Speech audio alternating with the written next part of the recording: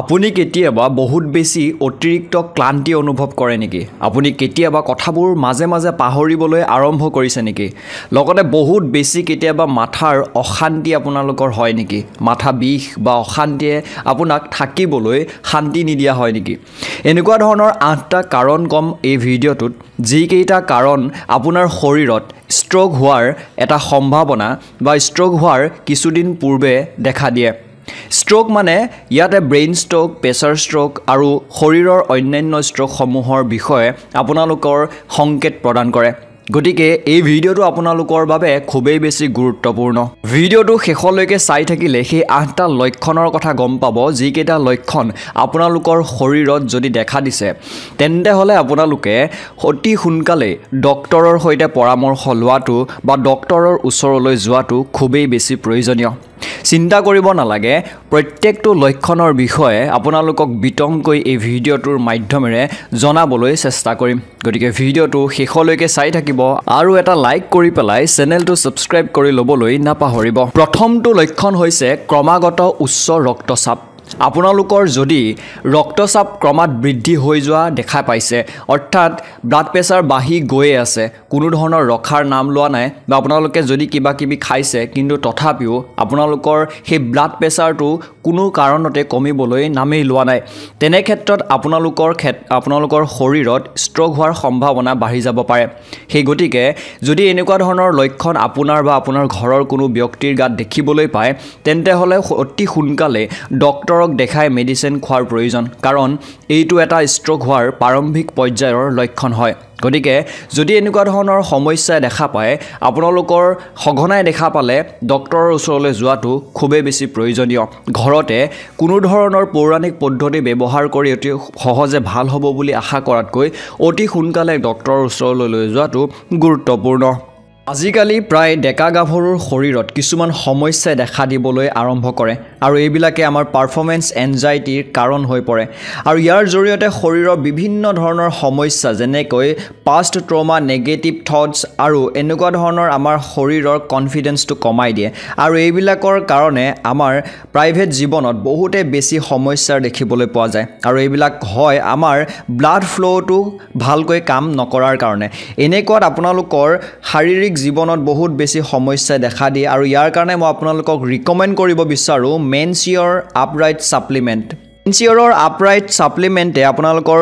Erectile ডিছফাংচনবিলাক ভালকৈ naturally manage কৰাত সহায় কৰে, কাৰণ ইয়াত পুৰণা জামানাৰ যিসকল মানুহ আছে তেওঁলোকে ব্যৱহাৰ কৰা ঔষধ ইয়াত ব্যৱহাৰ কৰা হৈছে। সকলোতকৈ প্ৰথমত ইয়াত দিয়া হৈছে মকৰধ্বজ। ই আপোনালোকৰ শৰীৰৰ তেজৰ চলাচলত যথেষ্ট বেছি সহায় কৰে। 2 নম্বৰটো হৈছে শিলাজিৎ, যিটোৰ বিষয়ে আমি সকলোৱে অৱগত, যি আমাৰ শৰীৰত পাৱাৰ বা শক্তি প্ৰদান কৰে বা এক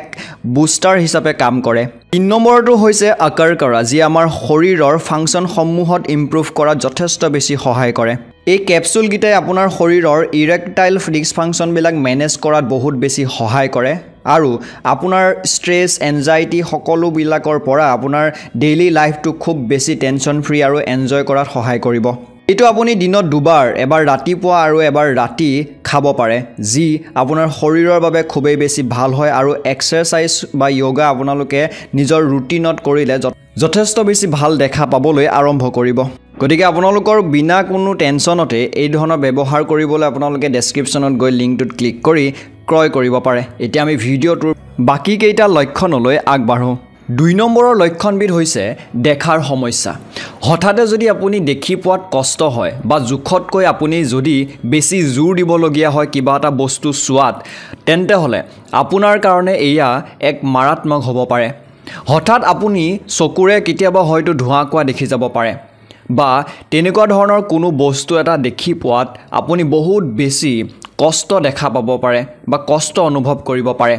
আপুনি এই বিষয়টোক লৈ সজাগ হোৱাটো খুবেই প্ৰয়োজন, কাৰণ এইটো এটা ষ্ট্ৰোক হোৱাৰ প্ৰাৰম্ভিক পৰ্যায়ৰ লক্ষণ হয়। এইটো ষ্ট্ৰোক হোৱাৰ কিছুদিনমানৰ আগৰ পৰাই দেখা দিয়ে। যদিও এইটো বিভিন্ন কাৰণত আমাৰ শৰীৰত দেখা পোৱা যায় তথাপিও আপোনালোকৰ যদি সঘনাই এনেকুৱা ধৰণৰ হ'বলৈ আৰম্ভ কৰে তেন্তে হ'লে ডক্টৰৰ সৈতে কনসাল্ট বা পৰামৰ্শ লোৱাটো খুবেই দৰকাৰী কাৰণ কেতিয়াবা কিছুমান সাধাৰণ কথা বা কাম হ'লেও আমি সেই বিষয়টোক গুৰুত্ব দিয়াটো খুবেই বেছি প্ৰয়োজনীয়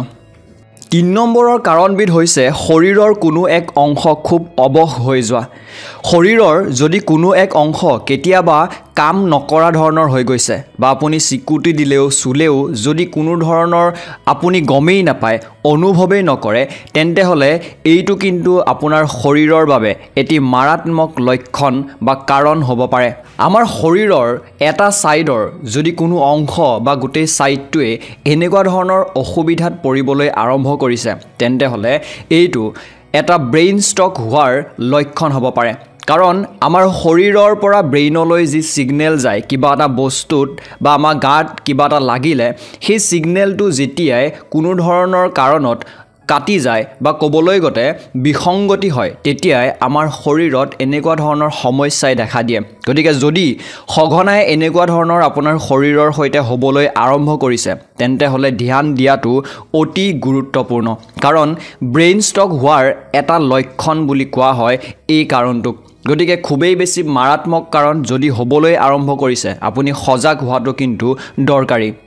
4 নম্বৰৰ কাৰণবিধ হৈছে কথা কোৱাৰ অসুবিধা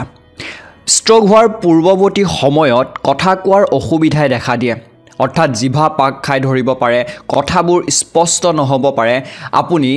কথাবোৰ ভালকৈ বুজাই দিব নোৱাৰিব পাৰে বা আপোনাৰ সন্মুখত থকা কোনো মানুহে যদি তেনেকুৱা অসুবিধাত ভুগিছে তেন্তে হলে লৰালৰিকৈ ডক্টৰৰ ওচৰলৈ লৈ যোৱাটো কিন্তু প্ৰয়োজনীয় কাৰণ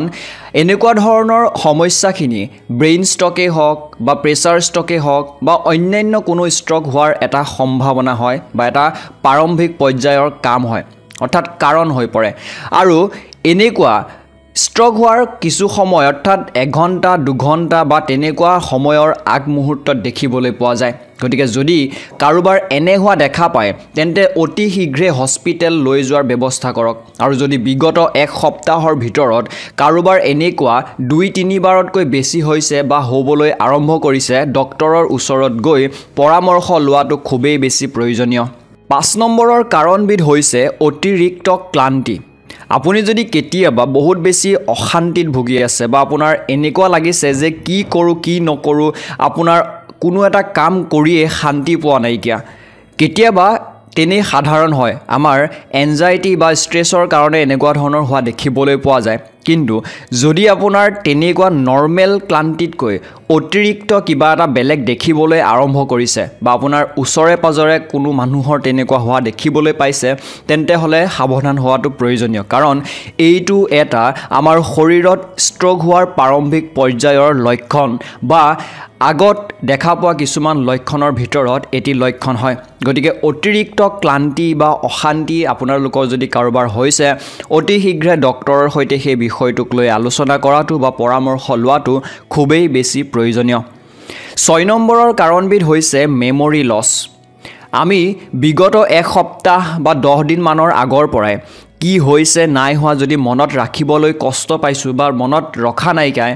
তেন্তে হলে এইটো কিন্তু এটা বেয়া লক্ষণ আমাৰ শৰীৰৰ বাবে যদি আপোনাৰ ওচৰে পাজৰে কোনো মানুহৰ হৈছে বা আপুনিও তেনেকুৱা অনুভৱ কৰিছে যে এসপ্তাহ 10 দিন মানৰ পৰা কি হৈছে আপোনাৰ লগত আপুনি মনত পেলাবলৈ কষ্ট পাইছে মনত ৰাখিব পৰা নাইকিয়া তেনেহলে কিন্তু আপোনাৰ কাৰণে এইটো এটা মাৰাত্মক কাৰণ দেখা দিব পাৰে গতিকে অতি শীঘ্ৰে এই বিষয়টোক আপুনি গুৰুত্ব দিয়াটো আৰু ডক্টৰৰ সৈতে কনসাল্ট কৰাটো খুবেই বেছি প্ৰয়োজনীয় 7 নম্বৰৰ কাৰণবিধ হৈছে মাথাৰ যন্ত্ৰণা আধা ঘণ্টা বা 1 ঘণ্টাৰ আগত যেতিয়া আমাৰ শৰীৰত ষ্ট্ৰক কিবা এটা ষ্ট্ৰক আহিবলৈ হ'ব বা অহাৰ আধা ঘণ্টা 1 ঘণ্টাৰ মানৰ আগতে আমাৰ এনেকুৱা ধৰণৰ মাথাত বহুত বেছি অৰ্থাৎ অতি মাত্ৰা যন্ত্ৰণাই দেখা দিব পাৰে আমাৰ মাথাৰ বিষ বহুত বেছি পৰ্যায় বা যন্ত্ৰণা বাঢ়ি যাব পাৰে আৰু এইটো ব্ৰেইন ষ্ট্ৰক হোৱাৰ আগমুহূৰ্তত দেখা পোৱা যায় বুলি কৈছে গতিকে এনেকুৱা ধৰণৰ সমস্যাখিনিৰ পৰা আপোনালোকৰ যদি দেখা দিয়ে তেন্তে হলে ভালকৈ সেই বিষয়টোক ধ্যান দিয়াটো প্ৰয়োজনীয় ইয়াৰ পিছত অন্তিমবিধ কাৰণ বা লক্ষণ হৈছে আদাৰ নিউৰলজিক্যাল সিম্পটম আপোনালোকৰ শৰীৰত যদি কিছুমান নাৰ্ভৰ অসুবিধাই দেখা দিছে কাৰণ বিভিন্ন নাৰ্ভৰ অসুবিধা হ'ব পাৰে মাথা ঘূৰোৱা পাহৰি যোৱাৰ সমস্যা বমি বমি হোৱা ইত্যাদি এনেকুৱা ধৰণৰ কিছুমান সমস্যা যদি আপোনালোকক সঘনাই